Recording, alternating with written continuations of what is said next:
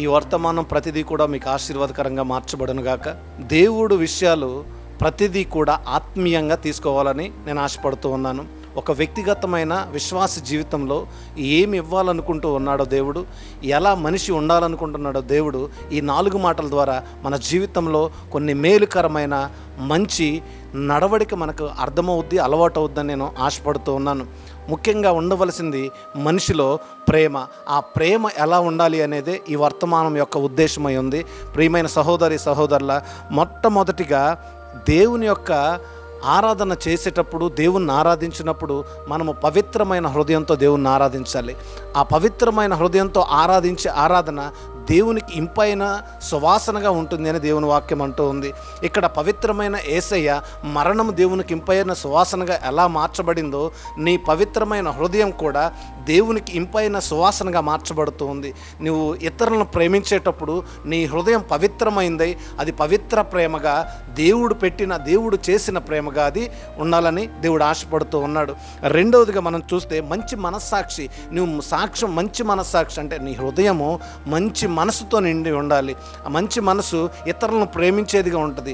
మంచి మనస్సాక్షి ఇతరులని ఆదరణిచ్చేదిగా ఉంటుంది, ఇతరులని దగ్గరగా చేసుకునేదిగా ఉంటుంది, ఇతరులకు మంచి బోధించేదిగా ఉంటుంది.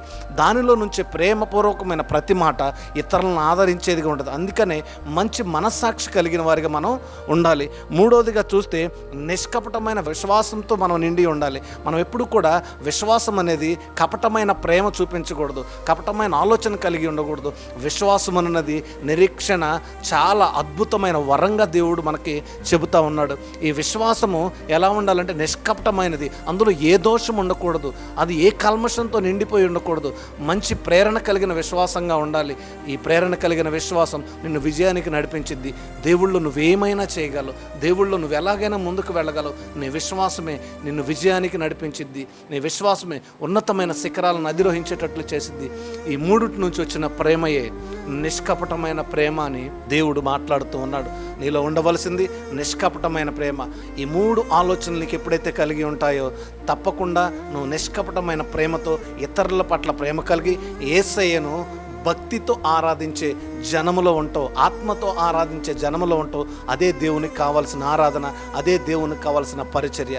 నువ్వు తప్పకుండా బ్లెస్ అవ్వాలి అంటే ఈ పనులు చేస్తే, ఈ 3 నియమాలు చేసి 4వ నియమంలోనికి వెళ్ళినప్పుడు నీలో నుంచి వచ్చే ప్రేమ మంచి ప్రేమగా దేవుడు చెబుతూ ఉన్నాడు. ఈ 4 విషయాలు నేర్చుకొని నువ్వు తప్పకుండా వర్ధిల్లుతావని, ఈ యొక్క పరిచర్య నీకు ఆశీర్వాదకరంగా ఉందని నమ్ముచు నేను సెలవు తీసుకుంటూ ఉన్నాను. God bless you all.